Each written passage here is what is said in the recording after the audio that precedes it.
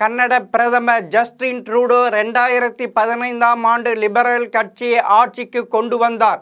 அப்போது அவருக்கு வயது 43. அரசியல் புதிய முகம், இளம் தலைவர், வெளிப்படையான குடியேற்ற கொள்கையை போன்றவை புதிய அரசியல் உத்தி. பணக்காரர்கள் மீதான வரியை அதிகரித்தது, காலநிலை மாற்றத்துக்கு ஏற்றவர் திட்டங்கள் என மக்கள் விரும்பும் தலைவராக வளர்ந்தார். அதே நேரம் ஊழல் குற்றச்சாட்டுகளையும் எதிர்கொள்ள வேண்டி இருந்தது. அதைத் தொடர்ந்து சமீப காலமாக கனடாவில் அதிகரிக்கும் வாழ்க்கை செலவு, பணவீக்கம் என அவரது ஆட்சி மீதான விரகதையின் காரணமாக அவரின் செல்வாக்கு மக்களிடம் குறைந்து வந்தது. இதன் எதிரொலியாக ஜஸ்டின் ட்ரூடோவுக்கு அவரது கட்சியிலிருந்து எதிர்ப்பு எழத் தொடங்கியது. பொருளாதார கொள்கைகள் காரணமாக கட்சிக்குள் ஏற்பட்ட கருத்து வேறுபாடுகளால் தன் சொந்த கட்சிக்குள்ளேயே அவர் தலைமைப்படுத்தப்பட்டார். பெருகி வரும் உள்நாட்டு பொருளாதார சிக்கல்களில் இருந்து மக்களை திசை திருப்ப இந்தியாவுக்கு எதிரான குற்றச்சாட்டுகளை முன்வைப்பதாக பகிரங்கமாக குற்றம் சாட்டப்பட்டார். இதனால் அவரின் செல்வாக்கு கட்சிக்குள்ளேயே சரிய தொடங்கியது. கடந்த ஆண்டு சீன் கேசி, கென் மெக்டொனால்ட் உட்பட பல உயர்மட்ட லிபரல் கட்சி எம்பிகள் ஜஸ்டின் ட்ரூடோவின் தலைமையின் மீதான அதிருப்தி காரணம் காட்டி அவரை பதவி விலகுமாறு வலியுறுத்தினர். 20க்கும் மேற்பட்ட லிபரல் கட்சி எம்பிகள் அவர் பதவி விலக வேண்டும் என்ற உறுதிமொழியில் கையெழுத்திட்டதாக தகவல்கள் வெளியாகி அரசியலில் பரபரப்பை ஏற்படுத்தி அதைத் தொடர்ந்து கனடாவின் துணை பிரதமரும் நிதி அமைச்சருமான கிறிஸ்டியோ பிரின்லேண்ட் கடந்த டிசம்பரில் தன் 2 பதவிகளையும் ராஜினாமா செய்தார். இதனால் அரசியல் குழப்பத்தை மேலும் தீவிரப்படுத்தியது. இதன் காரணமாக சமீபத்தில் நடந்த 2 இடைத்தேர்தல்களிலும் லிபரல் கட்சி தோல்வியை சந்தித்தது.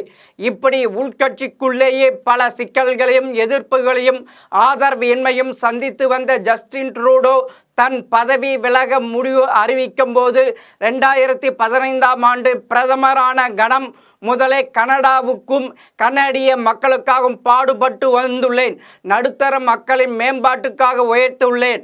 ஆனால் இப்போது உட்கட்சி பிரச்சனைகளை கவனிக்க வேண்டி இருப்பதால் கனடா மக்கள் தேர்ந்தெடுத்த சிறந்த பிரதமராக என்னால் இருக்க முடியவில்லை. இதன் காரணமாக என் பதவியை ராஜினாமா செய்ய தீர்மானித்திருக்கிறேன். அடுத்த பிரதமர் தேர்வு செய்யும் வரை தற்போதைய பதவியில் நீடிப்பேன் என்றிருந்தார்.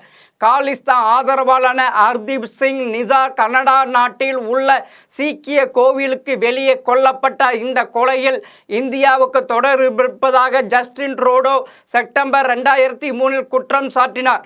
அப்போது தொடங்கிய இந்திய கன்னட உறவில் விரிசல் இதை மறுத்து வந்த இந்திய காலிஸ்தானி அனுதாபிகளிடம் அரசியல் ஆதாயத்திற்காக அலைகிறது கனடா என காட்டமாக விமர்சித்தது. அதோடு கன்னட தூதரை திரும்பி அனுப்பியது முதல் கன்னடர்களுக்கு விசாவை நிறுத்தி வைத்தது போன்ற சில எதிர்வினைகளை வெளிப்படுத்தியது.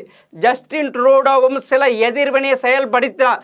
அதே நேரம் குற்ற செயல்களுக்கு இந்தியா நிதியுதவி செய்கிறது என்ற ஜஸ்டின் ட்ரூடோவின் கூற்று அமெரிக்கா உள்ளிட்ட இந்தியாவின் நட்பு நாடுகளுக்கு மத்தியில் கடுமையான விமர்சனங்களை சந்தித்தது. கனடாவில் காலிஸ்தான் சார்பு நடவடிக்கை, கனடா டொரண்டோவிற்கு அருகில் உள்ள இந்து கோவில் மீதான தாக்குதல் போன்ற செயல்பாடுகள் இரு நாடுகளுக்கு இடையான விரிசலை மேலும் அதிகப்படுத்தியது. G20 உச்சி மாநாடு போன்ற சர்வதேச கூட்டங்களை இரு நாட்டின் பிரதமர்கள் சந்தித்த கொண்ட போதும் கூட இந்த பிரச்சனைக்கு தீர்வு எட்டப்படவே இல்லை.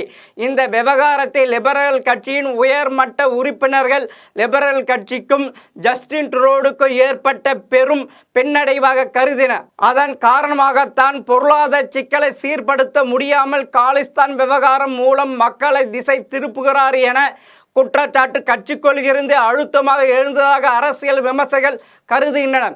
2015ஆம் ஆண்டு லிபரல் கட்சி சார்பாக கனடா பிரதமர் பதவியேற்ற ஜஸ்டின் ட்ரூடோ 2019-2021 ஆண்டுகளில் நடந்த தேர்தலில் வெற்றி பெற்று அதே பதவியில் தொடர்ந்தார்.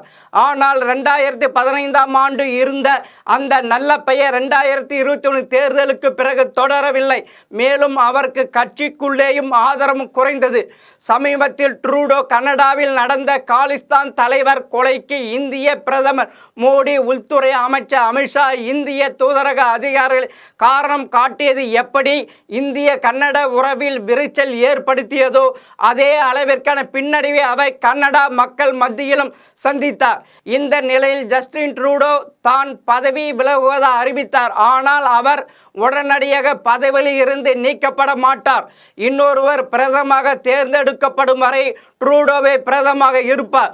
அடுத்த பிரதமரை யார் ஏற்கலாம் என்ற போட்டியில் முன்னாள் துணை பிரதமரும் மற்றும் நிதியமைச்சர் கிறிஸ்டியோ பிரில்லாண்ட், தற்போதைய சர்வதேச விவகாரங்கள் அமைச்சர் டாமினிக் லீ பிளாங்க், கனடா மற்றும் இங்கிலாந்து வங்கிகளின் முன்னாள் கவர்னர் மார்க் கார்னே ஆகியோர் போட்டியில் உள்ளனர். லிபரல் கட்சிக்கு வெளியே எதிர்க்கட்சி தலைவர் மற்றும் கன்சர்வேட்டிவ் கட்சியின் தலைவர் பியர் போவிற்கும் ஆதரவு பெருகி வருகிறது. ஆகவே இருவரும் பிரதமர் ரேஸில் முந்துவதற்கான வாய்ப்பு உண்டு. கடைசியில் ஜஸ்டின் ட்ரூடோ தன் பதவியை தக்க வைக்க போட்ட கணக்கு எல்லாம் மண்ணாக போனது.